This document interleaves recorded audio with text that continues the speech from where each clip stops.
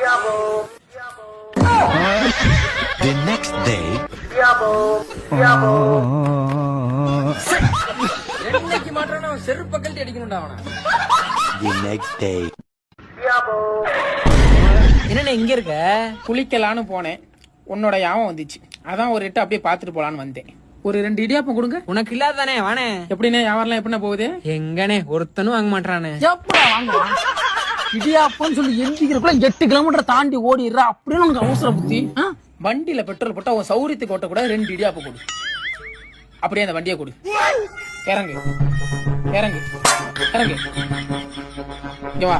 என்னண்ணே? முப்பானா உதைக்க இதை வித்துட்டு வந்து இந்த வண்டி எடுத்துக்க போ.